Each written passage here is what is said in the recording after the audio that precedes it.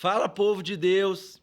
Olha essa voz, misericórdia. Não é porque a gente acordou de manhã hoje, eu acho que umas 5 horas da manhã, né? Por aí. Mas minha garganta tá arranhando. Acho que eu vou resfriar, viu, gente? Meu Deus. Mas e aí, hoje eu tô aqui com um convidado especial. Ele é pastor. Ele é um jovem pastor ali na Igreja Batista Getsemane. E eu lembro dele na minha adolescência, porque eu frequentei ali a igreja, né? Eu fazia parte do ministério. Enquanto junior e adolescente, eu lembro dele que era um pouquinho mais velho. Mas, e agora, como pastor, né? A gente tem outras referências. Eu fico feliz de hoje estar aqui recebendo o pastor Ávila. É isso mesmo? E aí, tudo bem? Na paz? Beleza, Tiago? Graças a Deus, tudo Seja muito bem-vindo aqui ao podcast do Brasa. E a gente está aqui para poder conversar sobre Jesus, conversão e principalmente o desafio de ser um jovem pastor, né? Hoje a gente vê aí tanta gente escolhendo outras carreiras, mas essa, vamos dizer carreira também, mas ministério tá mais para aí. Esse chamado, um chamado de Deus para ser pessoa que vai cuidar de outras pessoas, né? E antes da gente falar então sobre isso, eu queria que você falasse com a gente como que foi aí seu testemunho, como que você chegou então a ser cristão e daqui a pouco ser evangélico. Ó, pastor evangélico. legal. É um prazer estar aqui também e, de alguma forma, é curioso como que Deus vai construindo a jornada, né? Então, como o Tiago disse, eu sou da Igreja Batista de Getsemane há muitos anos. E eu lembro dele também e, de fato, a gente já se viu na igreja, mas eu cheguei na Igreja Batista de Getsemane em 1989. Que isso? É mesmo? Minha mãe e meu pai vieram para Belo Horizonte. E aí... Mas você nasceu aqui, não? Não. Meu pai era da aeronáutica. Ah, E aí ele serviu em Belém do Pará. nossa. E aí eu nasci lá em 83. É mesmo? E aí de lá até 89 a gente passou por alguns lugares. Mas, enfim, eu nasci em Belém e nasci num lar evangélico, meus pais cristãos e ativos dentro da igreja, né? Eu tenho lembrança deles sempre servindo, sempre. Sempre trabalhando em alguma área e áreas diferentes em tempos diferentes. Mas quando a gente chegou em Getsemane, minha mãe começou a trabalhar com escola, com colégio, hoje Colégio Batista Getsemane. Então ela Sim. foi pioneira lá. Foi. Olha só. E aí, de lá, eu já tinha princípio de vida cristã e tal. E além de estar na igreja, havia também uma intenção muito forte no coração dos meus pais de que a gente tivesse inserido em tudo que tivesse contexto. Eu acredito que a gente vai falar assim, mas seria religioso. Então, a escola era cristã, estava sempre na igreja, programações dentro da igreja. Então, no fim das contas, eu me envolvi sempre com esse assunto, ou com essa vida, né? E além disso, desde novo, eu estava lá em 94, eu fiz uma viagem missionária, eu estava com 11 anos. E eu saí de Belo Horizonte, fui para Cuiabá. Nossa. Sem pai, sem mãe, sem parente, sem ninguém. E lá é frio, né? Cuiabá. Nossa. E foi uma experiência uma disputa fantástica. boa, né? Belém e Cuiabá. Não, eu acho que Cuiabá é bem peculiar. Porque Belém é calor, mas é muito úmido. Cuiabá é um calor extremamente seco. Aí é E a pior. lembrança que a gente tinha, que eu tinha, era de ser um lugar assim, que a gente ligava o ventilador, mas era pior com o ventilador. Pior. Porque era como se fosse um vapor, um bafo. Era um negócio estranho demais. Então, de 94 em diante, eu tinha essa questão assim de uma vida missional muito forte no meu coração. Dentro da igreja, a gente tinha grupos, né, que trabalhavam também essa iniciativa missional. Uhum. E, para mim, isso foi fundamental na minha vida cristã. Porque eu via o que a gente aprendia dentro da igreja e que é fundamento, né? Que é princípio, aquilo que realmente fica no coração. Mas também existia a aplicação de tudo que você aprende dentro da igreja. Então, as oportunidades de estar em ambientes onde não tinha nada a ver com o ambiente religioso. Uhum. Então, isso fazia com que eu conseguisse observar o que funcionava e o que não funcionava na vida prática. Entendi. Então, assim, na história de vida cristã, eu vejo Deus traçando essa jornada desde o início. Mas eu não digo a jornada pastoral, eu digo a jornada de vida cristã. Uhum. Então, isso para mim foi muito fundamental, assim. Legal. E aí, enfim, quando eu chego em meados de 2000, eu tinha algo no meu coração muito forte de que eu teria uma vida para além do paga-contas. Trabalha só para pagar a conta, trabalha para pagar a conta, tipo isso. Uhum. Eu tinha isso no meu coração, assim. Enquanto muitos se esforçam muito para poder ter recursos financeiros só para poder pagar a conta, eu sabia que para mim isso não ia funcionar. E aí, em 2008, eu já estava finalizando a faculdade, fiz faculdade de Educação Física. É mesmo? É. Eu comecei, Sério? mas eu não concluí, não. Eu abandonei no meio do curso. Eu brinco que apesar do físico não estar educado, mas Não, eu esses formei dias, educação. aí eu fiquei indignado, porque eu tava pagando fielmente, que plano anual da academia, Aham. mas não tava emagrecendo. É, Aí eu fui lá, ué. O que tá acontecendo? Eu tô pagando, não tô emagrecendo. Mas não, você tem que... vim. Eu acho que geral cai nesse papinho. Brincadeiras. Geral cai. Mas você Mas então, em formou. 2008, eu estava já finalizando o curso. Aí eu saí, assim, finalizei a faculdade e fiz uma viagem missionária com um homem que, assim, me inspira muito até hoje, dentro da Jocum, e eu fiz uma viagem para o interior da Paraíba. E nessa viagem foi, assim, o ponto onde eu falei, sim, é realmente os meus melhores anos, assim, onde eu estou conseguindo produzir algo, eu vou fazer uma rota diferente.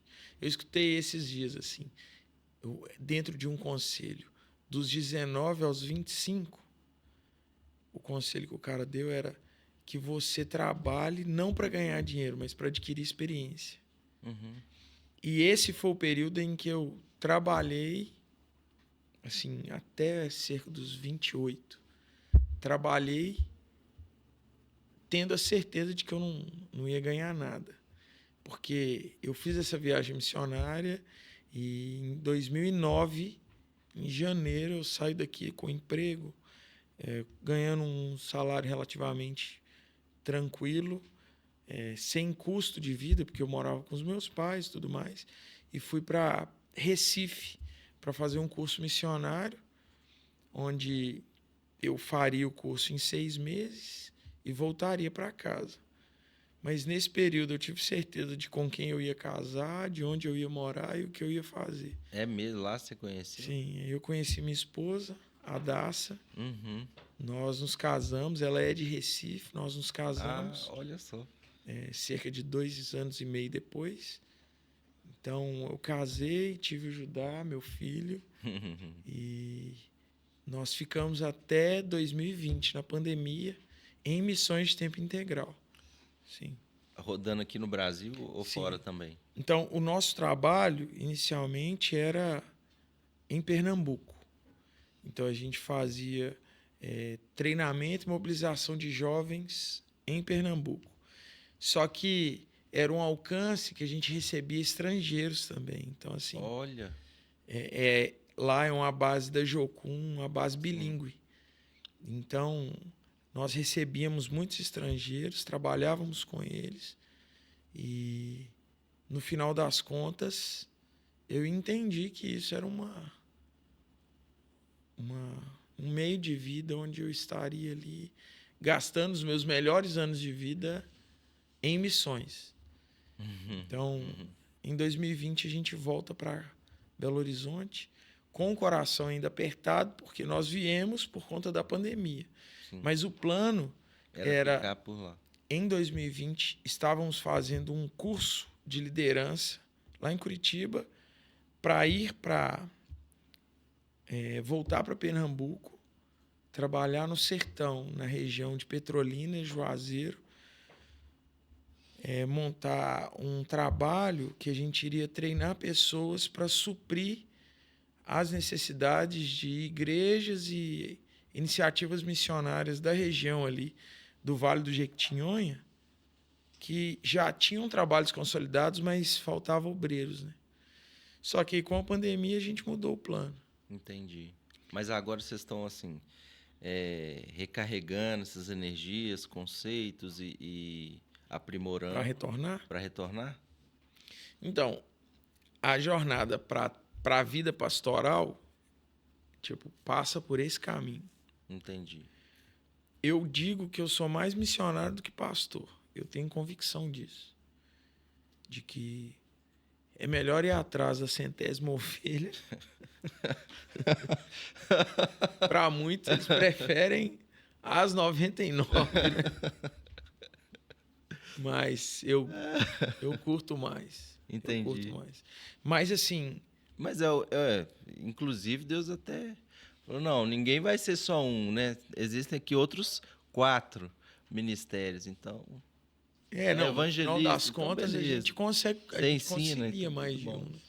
Não tem como você também ficar só em um, assim.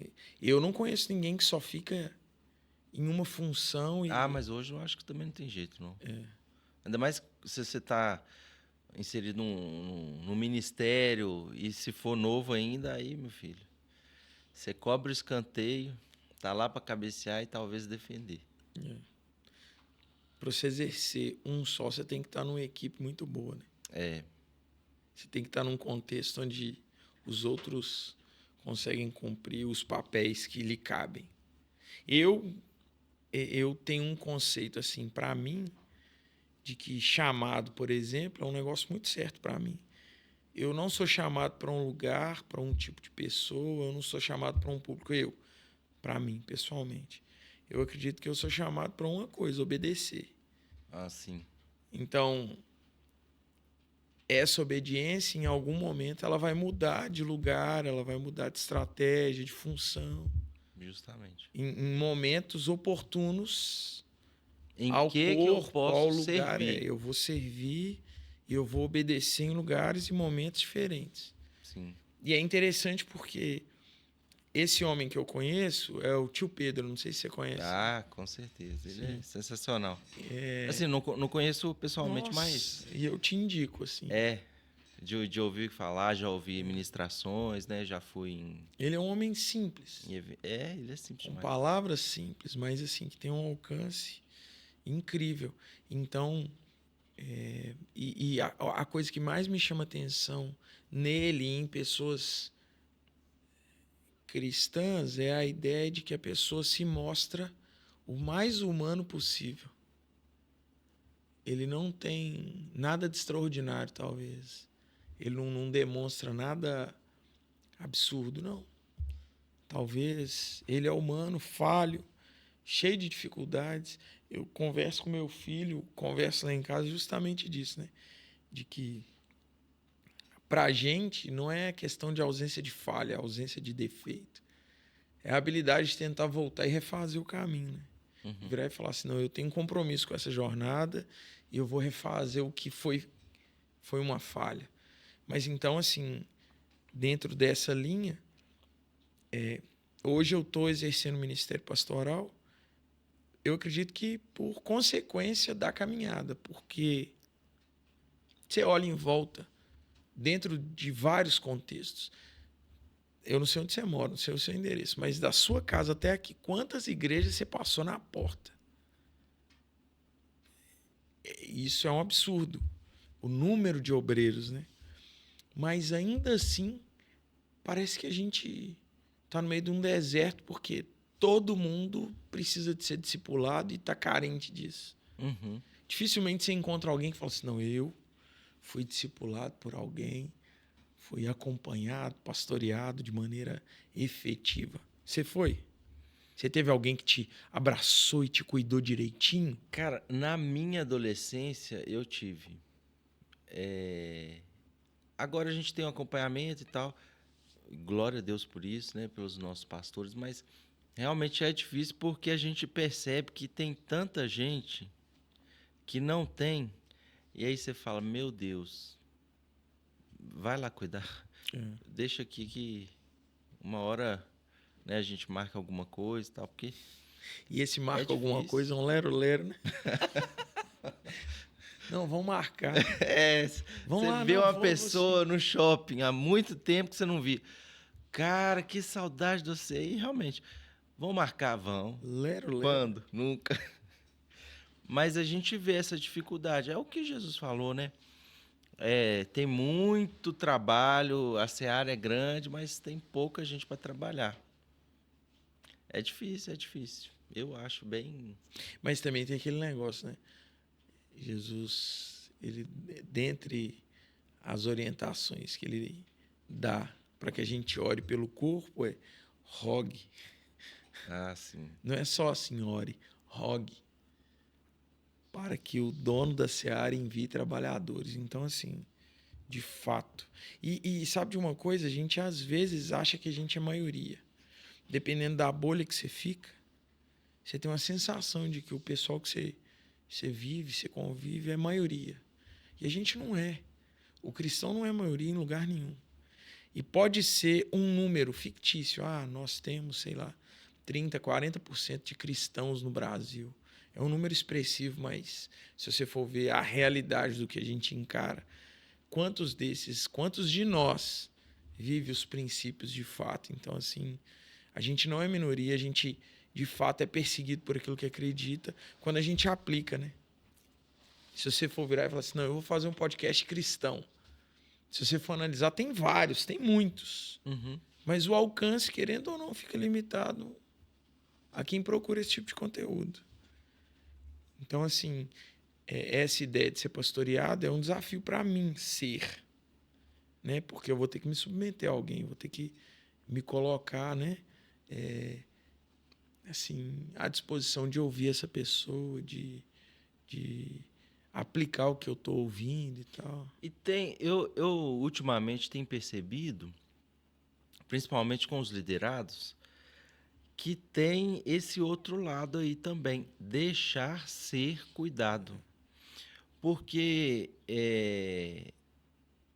eu enxergo também, pegando pelo o meu exemplo, né, minha ótica, quando eu fui discipulado, o nosso pastor, ele às vezes tratava a gente de uma forma dura. E tipo assim, pô, o cara tá ali trabalhando nisso e tal, às vezes perdeu a paciência ou é o jeito dele, não interessa. Mas ele foi duro e eu ficava, gente, vou fazer ou não vou fazer? E aí, hoje, enxergando com a cabeça que eu tenho hoje, né? Na época era pouco absurdo, velho. Cara, mas beleza, vamos obedecer, porque senão eu vou tomar um facão. Mas hoje eu enxergo, pô, velho, realmente, eu deixava ele me liderar, porque eu podia muito bem virar as costas e falar, ah, não, aqui Talvez eu não... teve alguém que fez isso, né? Aqui eu não estou encontrando, vou para um lugar que eu encontre aquilo que eu quero. E aí o desafio também é esse. O liderado aceitar ser liderado. Claro. Que, poxa, Mas quanto Como? mais velho a gente fica, menos aberto para isso a gente também tá, né? Porque você Depende da começa... maturidade, não. Eu acho que assim... Porque discipulado, pastoreado é um negócio que tem um preço alto, né? Tem, Primeiro de tempo. sim. Você tem que gastar tempo com alguém. E segundo, assim, aplicar o que o outro fala tem a ver com a ideia de que você vai comparar também se está Uhum. funcionando na vida do cara, né? Acho que esse é um lance. E primeiro que nós vivemos num tempo onde a gente avalia êxito baseado no que se mostra em rede social. Ou então em bens materiais, assim. Cara, esses dias eu até fiz um propósito esse ano de não ficar zapeando ali a rede social. Aí eu desativei o Pinterest porque eu deixei de mexer no Instagram, mas ficava o meu novo Instagram no Pinterest. Aí desativei. É, todos esses aplicativos eu falei, não, só vou conversar pelo WhatsApp porque aqui é meu modo de trabalho, converso com quem eu não alcanço, né? Enfim. Mas o Instagram não tô zapeando, não tô mexendo. Mas antes disso eu já tava. Gente, eu tô comparando demais meu ministério com o de outra pessoa. E, pô, esses caras lutaram aqui 30, 50, não sei quantos anos. E hoje eles chegaram a alcançar isso daqui. Eu sei que foi Deus, mas eles chegaram a alcançar isso aqui porque lá atrás eles também trilharam um caminho de deserto. Mas hoje, né, tipo assim, tá num patamar tão legal pô, você vai fazer um evento, tem muitas Gente, né? pessoas, tem gente, é isso. Tem gente. Justamente, tem gente. E não precisa você ficar lutando. Tem uma luta, mas, poxa, Arrasta, né? no meu aqui eu vou fazer. Eu vou fazer um acampamento. Eu suo sangue para conseguir 30 pessoas. 30. E 30, tipo assim, seria um número ideal para você. Gente, 30 tá bom demais. Mas, e aí eu ficava nessa comparação. E aí Deus falou comigo, pô, vive o que você tem que viver agora, porque o que eu tenho para você agora não é 300, nem 30, são 3. Eu falei, eu que estou errado. Entendi. Mas enxergar isso, talvez essa maturidade é muito difícil. Você chegar e falar, vou parar de me comparar com outras pessoas, porque o que Deus tem para mim é a Coca-Cola latinha, o que Deus tem para o outro é a Coca-Cola 2 litros. E aí está Mas a tudo gente certo. sempre, eu acho que assim, uma coisa, nós nos apegamos nos resultados, mas a gente não pensa no custo, né? É. Então, teve uma época que eu tinha uma referência de pastor, de jovens, uma referência que talvez você pegou também, de que o cara precisava pregar de um jeito engraçado. Se o Assim, povo não tivesse rindo, a pregação não estava legal. Teve tem. uma época. E eu achava que eu precisava ser esse cara. Certo? E era um estilo meio Sérgio Malandro, né? E aí bonezinho de lado. Era tipo isso. Tipo assim, um estilo de pregação que você observa que é claro que a gente é mimético, né? A gente vai fazer algo para imitar quem está sendo uma referência para nós. Mas dentro dessa caminhada de maturidade ministerial, você vai começando a se conhecer e saber o que funciona e o que não, certo? E às vezes o que funciona para você funciona com 30. Se você botar 100, não vai rolar. E você está querendo 100. Uhum. Está querendo 1000. E tem algumas frases que ficaram no meu coração, e dentro dessa bolha crente, por exemplo, você vai ser pai de multidões. Uhum. Tem algumas linhas evangélicas que usam isso como uma frase assim recorrente, né? Cara, e teve um dia que Deus falou comigo assim: para alguns uma multidão é 3, para alguns uma multidão é 12, para alguns uma multidão vai ser 30, para alguns vai ser 1000. E é claro que isso vai ser inversamente proporcional, porque esse alguns com 30, com 3, talvez o número é bem maior na população, certo? Uhum. E esses outros que têm a multidão com 1000, com 2, 3 mil, esses são a menor parcela da população brasileira e do mundo e que vão falar para essas pessoas, mas que também não são tantos.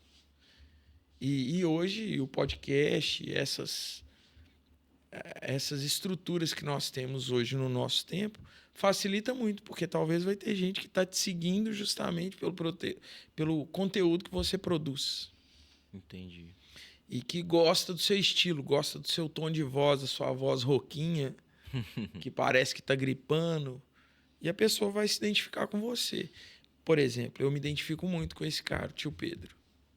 Por quê? Porque para mim ele não precisa de fazer muito para provar. Eu vejo vários frutos na vida dele que para mim eu viro e falo assim, velho, quando eu crescer eu quero ser igual a esse cara. É uma vida, né? É uma vida. Porque no final das contas é mais ou menos assim, o exemplo arrasta, não é isso? Então a gente vai ver alguns exemplos de vida e aí não dá para ter um ministério de êxito se o custo dele é seu casamento, se o custo é os seus filhos, se o custo é, sei lá, né? Ter uma vida em paz, porque se você tiver que ter todos os resultados que o ministério de êxito tem e para isso você não tiver casamento, se você não tiver filhos, se você não tiver paz, mano, eu prefiro estar de boa com meus 30. É. Esses dias eu tava tendo uma DR com a minha esposa e foi justamente isso que ela trouxe, né? E eu consegui enxergar onde eu tava errando. E aí a gente conversou, teve uma conversa muito séria e tal. Mas eu fiquei pensando, falei, gente, não vale a pena. O que você acabou de falar, não vale a pena você ter toda um aprisco cheio, mas o seu lar vazio. Pastor não mora no aprisco, né? Justamente. E você fala, gente do céu. E é lógico, né? Eu estou vivendo um momento de muito estresse por conta de logística, de ministério, inclusive. Mas não vale a pena. A família é mais precioso. E eu falei, gente do céu. Acho que eu estou começando a entender, né? O quão sério é mais importante aquilo que esses pilares que Deus deixou para nós do que você entrar nessa pilha do ministério. E tem algumas situações, por exemplo, a esposa, dizem que o amor da esposa, ele é verdadeiro porque ela escolheu estar com você, né? Sim. Dentre tantas opções, ela falou assim, olha, eu acho que esse aqui o custo está menor, ou eu tô a fim de pagar esse preço tão alto. Mas a esposa fica conosco e nós ficamos casados não pelo benefício que tem, porque se você for olhar custo-benefício, você está pelo compromisso que você tem, você virar e falar assim, não, eu quero. Casamento é algo difícil, algo que requer uma construção de ambas as partes. Minha esposa está grávida e a gente está pintando a casa para receber a bebê. Ontem foi o dia de tirar as coisas. Nossa. E agora é um peso. Mas quando eu fui dormir, eu estava olhando, por acaso, aquelas recordações que o celular traz das fotos antigas. Uhum. E eu estava vendo a minha segunda filha, neném. E meu filho veio e começou a assistir com a gente rindo e tal. Então, enquanto agora é custo, depois você vai colher fruto, né? E aí tem o fato de ficar casado com a esposa e ela tem intenção e você também de estar junto, certo? Mas para mim pega muito também a relação que a gente tem com os filhos. Porque a gente sempre compara aquele cara que está tendo êxito e aí você olha pro filho dele e fala assim, não, o cara conseguiu alcançar esse tantão de gente. E o filho dele saiu fora. Você sempre faz essa comparação. Sempre. E para mim me pega muito. Tipo, hoje eu sou pastor de jovem. De forma gradual, vai chegar uma hora que eu não dá para mim ficar fazendo botox na cara, esticando o rosto, colocando boné e continuar conversando com o jovem. Não tem como. Eu tô com 42. Tem gíria que eu escuto no ano de 2026 que eu falo assim, mano, não faz sentido nenhum. Tem gíria que você fala assim, mano, nossa, nada a ver. Eu trabalho Onde também. vocês tiraram isso? Eu trabalho também com juniores lá na igreja. Eu estou o pastor dos juniores. Assim, é mais pesado ou não? Cara, Ó, então, cuidado aí que seu filho tá... eu tô no Ministério de Juniores hoje, primeiro, porque pela primeira vez dentro da caminhada ministerial, eu estou envolvido com um público que o meu filho tá também. Uhum. Então, meu filho vai para Cracolândia comigo quando eu vou. É mesmo? Sim. Eu vou em viagens missionárias, eu levo ele. Quando ele estava recém-nascido, nós fizemos uma viagem missionária para Juazeiro do Norte, no Ceará. É um lugar quente demais. Uhum. Nós ficamos em barraca no subsolo de uma igreja. E lá a galera é muito católica. Né? Cara, assim, enfim, o contexto é surreal diante do que a gente conhece, dentro do contexto de uma grande cidade. O que acontece em Juazeiro do Norte é fora da curva. Como outras cidades que têm esse contexto religioso pesado, sabe? Pra você ter ideia, a Igreja Católica no mundo todo tem uma certa resistência com o catolicismo que é praticado dentro de Juazeiro do Norte. E Juazeiro do Norte, no Brasil todo, é um dos lugares que traz uma das maiores romarias, assim, caminhadas religiosas para lá. A turma vai para lá de caminhão. Sabe aquele negócio de pau de arara? Você já ouviu falar? Você sabe o que é pau de arara? Sim. O que é? Que fica ali na carroceria. Ah. A galera vai Então, pau de arara lá. Aqui a gente não pode andar na carroceria do carro. Lá, o transporte é caminhão, carreta. E coloca na carreta uma lona e as cadeiras do lado de dentro são cadeiras. O pessoal não vai de ônibus, vai de pau de arara. Até hoje. Então eu fui com o Judá, ele estava com, sei lá, 8 meses, eu e minha esposa. Desde novo eu ando com o Judá para todas as viagens missionárias. Tudo que eu já fui, seja sertão, seja viagem no exterior, seja viagens em lugares que a gente não vai normalmente, sejam ações que a gente vai em comunidades extremamente carentes, eu vou com ele em todos os lugares. Para mim, pega muito o fato de, lá na frente, ele virar e falar assim, poxa, você conversava com todo tipo de gente. E eu converso com você, você não me entende. Eu não te entendo. Tem aquela música do João Alexandre, eu não sei se você já ouviu falar, Abismo entre Gerações. Acho que não. Na letra, é ele e o filho conversando. E aí eles trazem algumas gírias da época, né? Mas ele fala assim, entre nós, o abismo das gerações. Então você está falando plá, eu estou falando falar.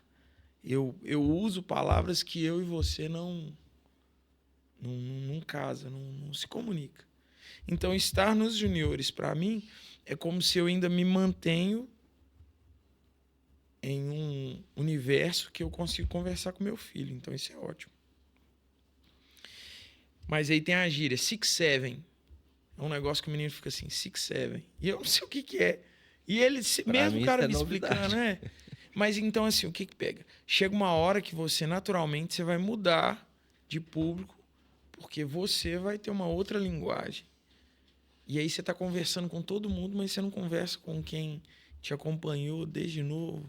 E tem aquela fase que te admira, ser herói. E depois vai ter a fase, como a gente passou, de olhar o que o pai e a mãe fazem. Ah, não tô nem aí. E aí depois a gente chega na fase em que a gente admira tanto todo o esforço do pai. Até quando ele batia na gente ou corrigia, você fala assim, nossa, eu não era fácil, né?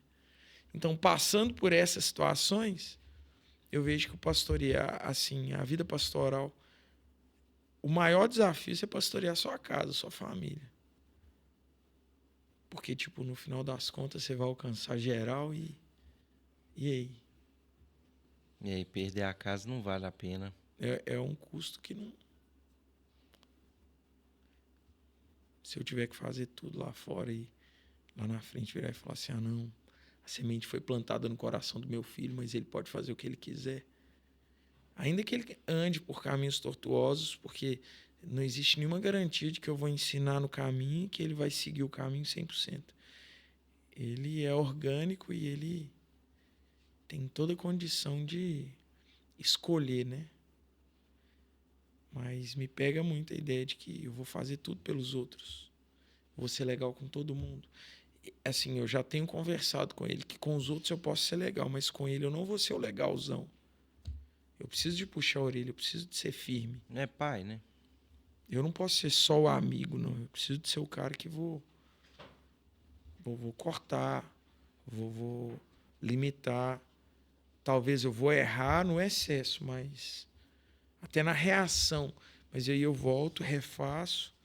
Mas enfim, a vida pastoral é um desafio. Nossa, demais. E assim, o que mais te marcou nesse tempo, então, que você tá aí de caminhada pastoral, né? O que mais te marcou, né? Que você vai levar para a vida, passar para outras pessoas, ensinar? O que foi, assim, primordial que você não negocia? Eu acho que é isso. Da ideia de que não dá para me pastorear muitos se dentro de casa eu não consigo mostrar isso. E na Bíblia a gente tem vários exemplos, né? O exemplo de Davi, que foi um rei exemplar, né? Até hoje eles lembram do reinado de Davi. Mas os filhos de Davi foram talvez um reflexo de que ele teve muito êxito, né, na vida ministerial, né? Mas o custo talvez foi o fato de deixar os filhos com dificuldades constantes e permanentes durante toda uma vida. Ele não foi esse herói todo que a gente acha. Ele foi um cara muito falho em vários pontos. Ele acertou em vários outros. Uhum. Moisés, a gente nem escuta falar dos filhos dele. Jacó, que teve muitos filhos e entre eles havia uma briga absurda. Então, assim, eu fico pensando, se a seara é grande, poucos são os trabalhadores, e em alguns momentos a gente faz serviço de muito mais do que um, com a convivência, com o fato de estar na igreja, às vezes você consegue tocar umas 10 músicas e aí você fica no louvor. Você não é um músico, mas você toca. Você tem um conceito básico, teológico, você consegue desenrolar biblicamente, na palavra. Você consegue manter pelo menos coerência. Talvez você não se aprofunde em termos teológicos mais difíceis, mas você consegue conduzir um rebanho dentro de uma necessidade usual. Você é aquele cara que visita os enfermos. Você faz um tantão de coisa, evangeliza, você faz várias funções. Mas aí você chega, faz isso tudo, e aí você volta para casa, o aprisco está bem organizado, né? Ou pelo menos está conseguindo ter um êxito ideal para o que você consegue entregar. Mas aí você chega em casa, você não descansa, você não tem paz com a mulher, e você vê vários casamentos de pastores aí indo embora, e você pergunta por quê? O que aconteceu? Então, mano, Assim, de verdade, é um desafio. Eu não estou dizendo que é inegociável e que eu estou perfeito nisso, mas assim, eu fico comparando demais essa situação. Casa com o ministério. Realmente procede. Você tem amigos que te ajudam nisso? Nos acompanhamento ou acompanhar sua Com quem eu casa? converso? Então, a grande questão é que a vida pastoral ela é muito solitária, né? É, A vida também. ministerial é muito solitária. Até porque, como a gente busca um êxito, então a gente só mostra o que funciona, o que não está funcionando você esquece, né? Então, assim, infelizmente, amigo muito próximo eu não tenho. Eu sou um cara que conversa com muita gente, né? Que tem liberdade com muita gente. Uhum. Mas a gente... E isso foi legal, assim. É muito bom você ter pessoas com quem você conversa assuntos diferentes. Então, talvez existe alguém que é referência na visão familiar, e aí você vai e conversa com esse tipo de pessoa.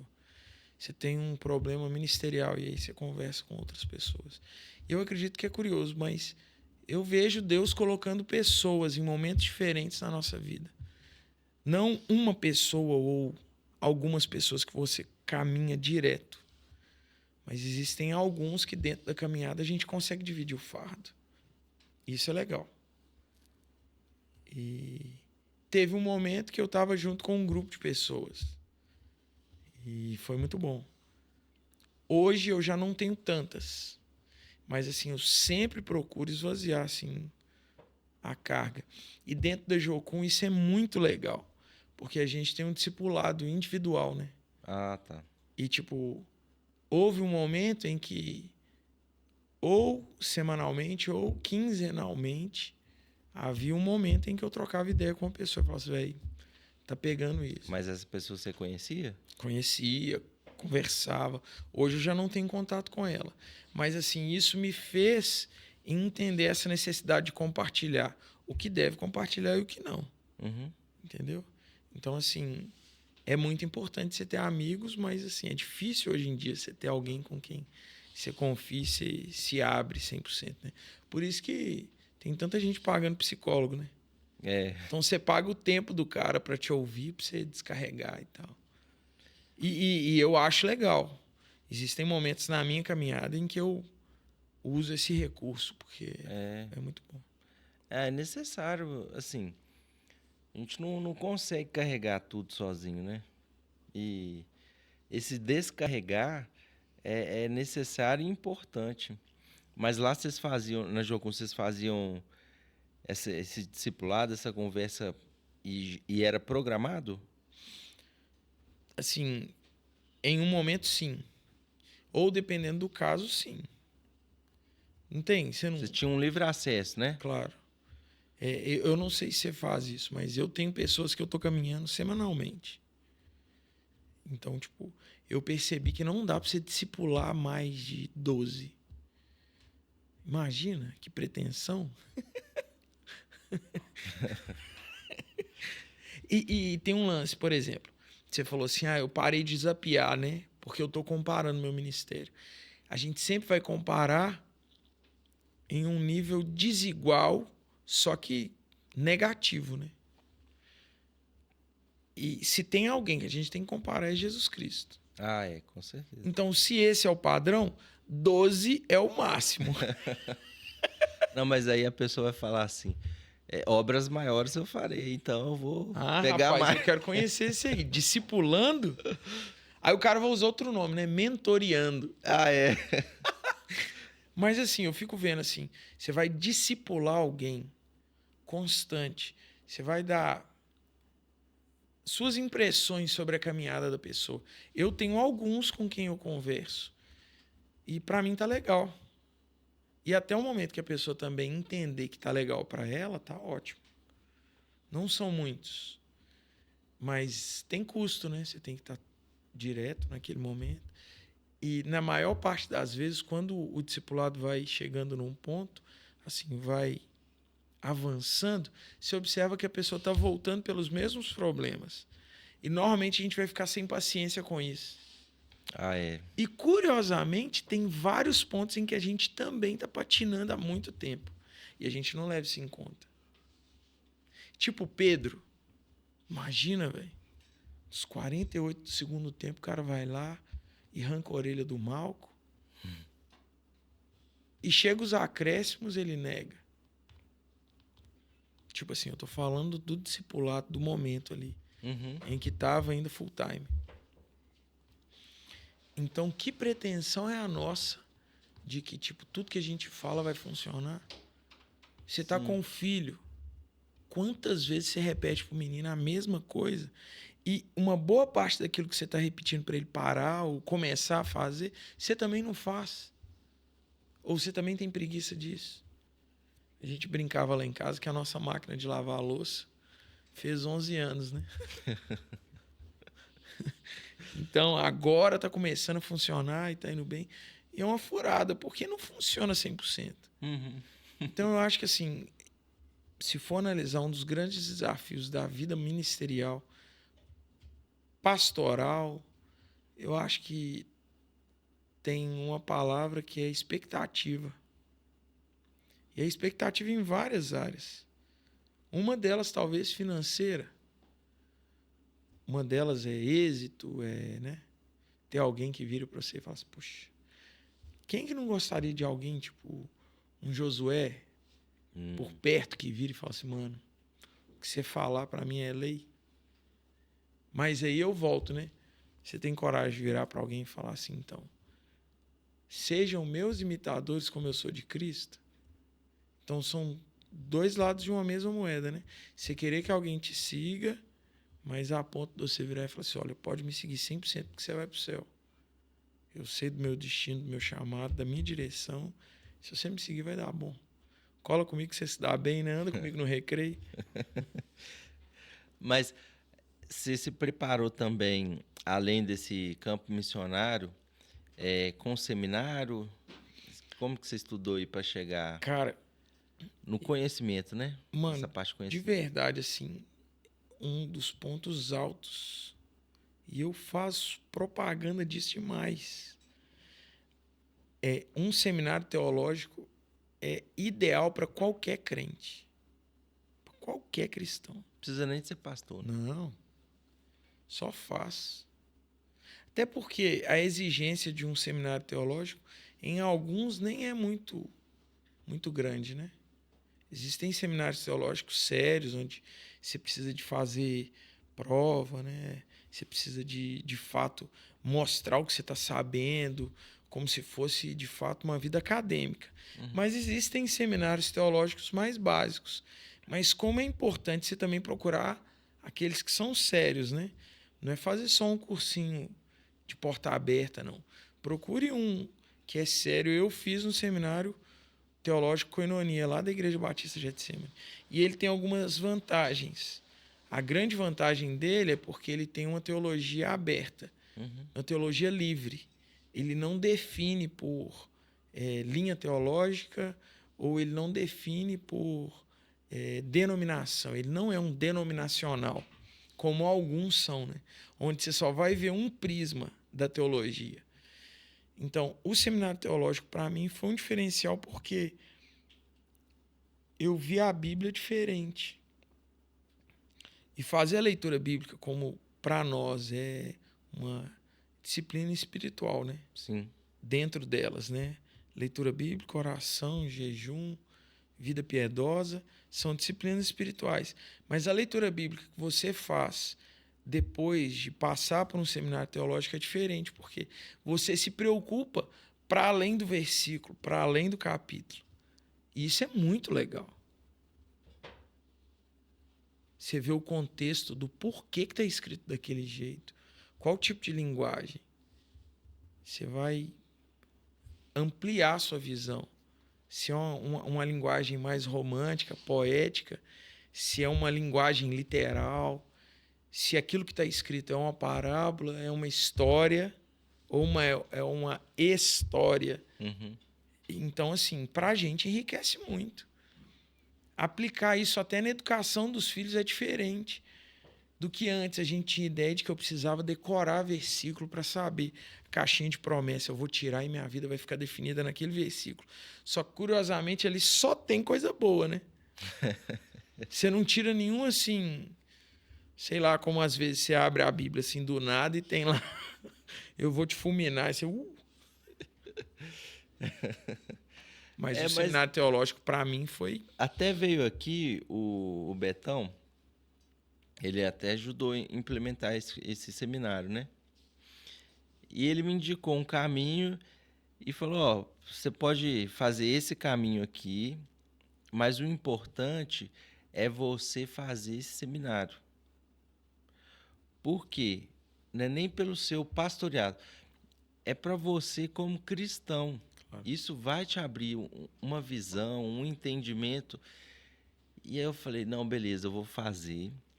E aí eu também vou ter o acompanhamento com você, essa mentoria com você, porque para o ministério vai ser bom, mas eu estou vendo que para a minha vida vai ser melhor ainda. E realmente, cara, você, assim, sua vida cristã, você pode ser um engenheiro, mas fazendo seminário é uma coisa, assim, só quem faz, né? É como se você estivesse vendo a Bíblia nos bastidores, né? É, Você tá, tipo, respirando. Uma das frases que para mim me chama muita atenção. A Bíblia não foi escrita para mim. Por quê? Porque, tipo assim, eu fico naquela ideia de que eu tô lendo a Bíblia como um brasileiro no século XXI. ah, tá, entendi, entendi. Então, eu vou ler por onde eu pôr a planta do meu pé, eu vou tomar isso por conquista. E aí eu chego num terreno sem dinheiro, eu boto o pé e falo assim, não, esse terreno é meu. Tipo o que o cara faz no Monte do Palmares. O cara vira e bota uma tenda lá e fala assim, não, agora... tipo um rolê assim, e ele faz uma interpretação equivocada. Por quê? Porque ele faz uma leitura dentro do contexto dele. E aí eu percebo, a Bíblia me alcança porque ela é viva e eficaz. Ela é uma palavra de Deus para todo aquele que crê. Mas tem coisas que estão escritas naquele contexto, naquela história e naquele momento. E se eu não levar isso em conta, não tem como. Por exemplo, você vê aquele clássico na televisão brasileira do cara que estava adulterando. Você viu daquele senhor, pastor, que estava adulterando? Ele estava pegando a mulher do membro da igreja. Ele leu errado. E ele chega. E o repórter faz interpretação bíblica para ele. Não, adultera. Não, o repórter, não adulterará. O cara. Ah, é? Ah. Então, assim, tem muita gente que acaba sendo levado e perdendo a caminhada cristã. Existem dados de que existe uma igreja maior fora das quatro paredes do que dentro. Os desigrejados que continuam cristãos firmes, fervorosos, mas não frequentam mais igreja. Imagina, porque grande parte desse número é por causa de um pastor que toma uma verdade para si e segue isso como sendo o fato. O cara vira e fala assim, eu sou o anjo da igreja, eu sou o poder principal daqui. E se eu não estiver sabendo, se não for como eu quero... Eu estou dizendo isso num contexto geral. Quanta gente, de maneira equivocada, toma decisão pela vida do outro, baseado no que ele pensa.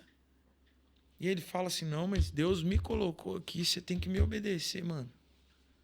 Isso é insanidade. Então, o conhecimento bíblico que o seminário, que o estudo teológico traz, ele te protege de muita coisa, de muita loucura, né? Isso é legal. Eu estava ouvindo outro dia alguém falar e a gente até tem esse preconceito aqui no Brasil.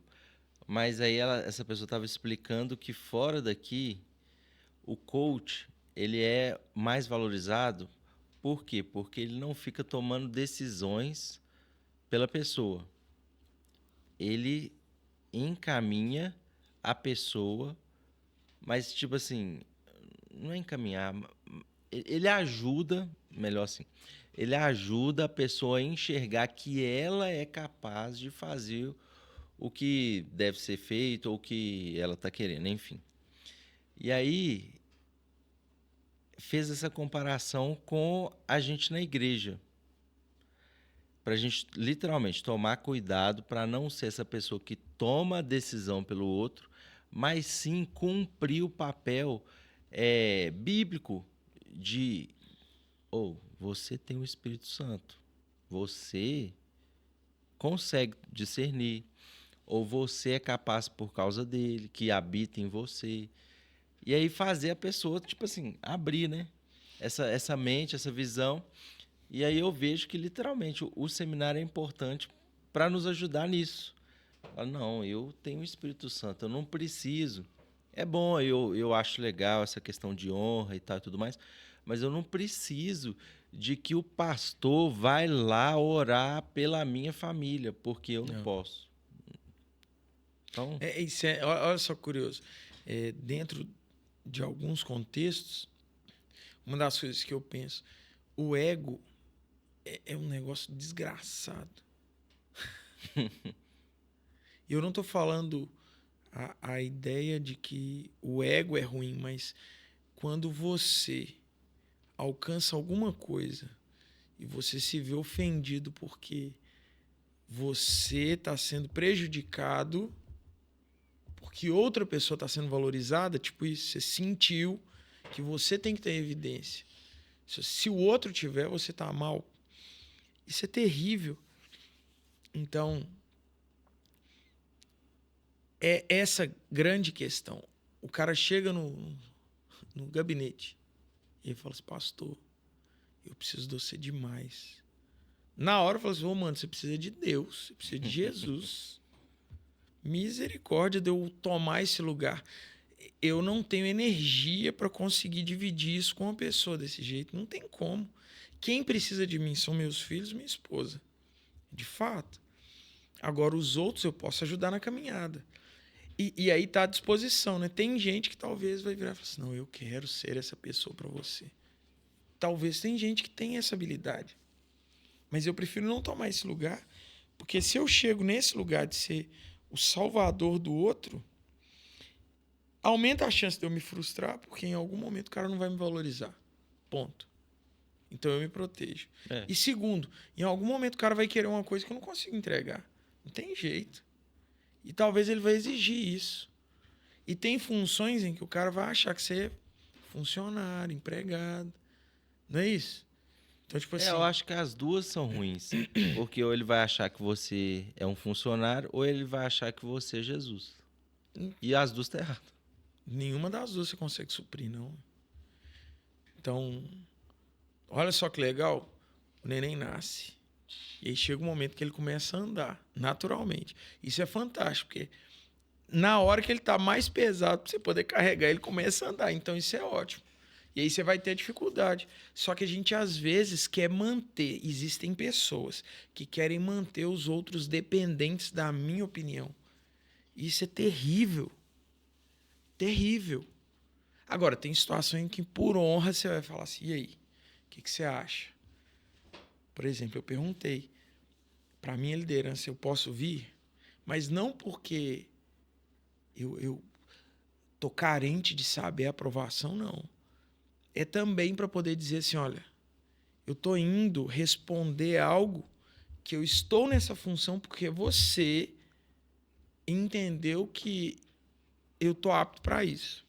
Porque se você tá pastoreando, quer dizer que alguém tá te seguindo, certo? Sim. Em algum momento alguém também permitiu que você tivesse nessa função. Se você está pastoreando, se submetendo a outro pastor, o pastor principal virou e falou assim, não, eu acredito que esse cara tem capacidade para isso. A não ser ele ia falar assim, não tem como deixar. O Ávila, que isso? O Tiago, não. Não tem como deixar um cara desse. Não dá para deixar a ovelha com o lobo, né? Justamente, não dá não. Mas assim, por outro lado, a gente consegue observar que na caminhada ministerial existem muitos ganhos. E um deles é no momento em que o cara vira para você e fala assim, ô, tá valendo a pena vir aqui porque eu tô aprendendo mais. Eu fico contando os dias para vir e a gente conversar, eu tô percebendo essa e essa mudança na minha vida.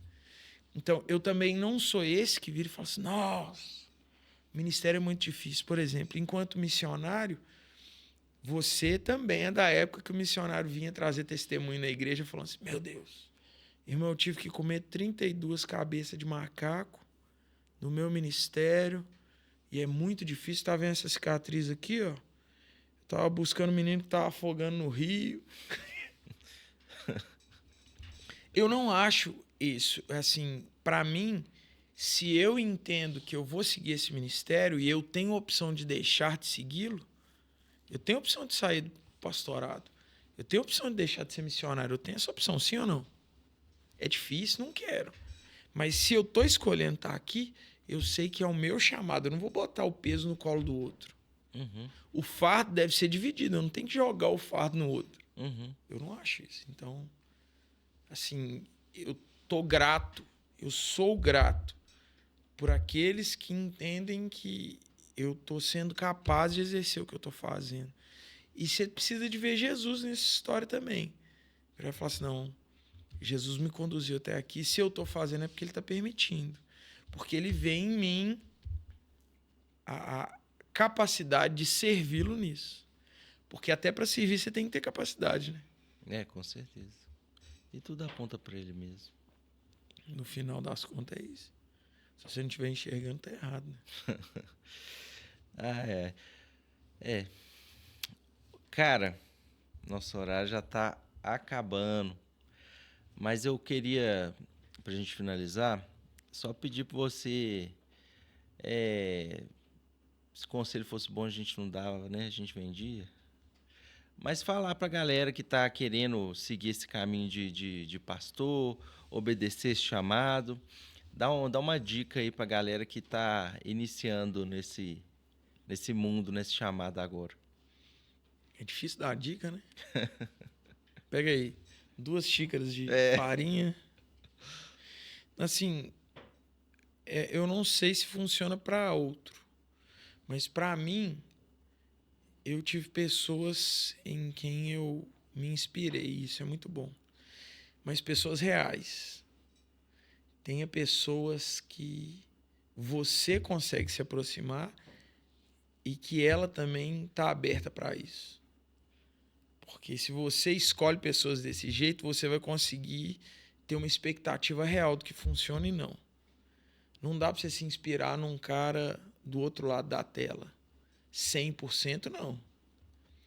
Tem homens aí que são, né, inspirados por Deus, usados por Deus, e no ministério a gente observa isso.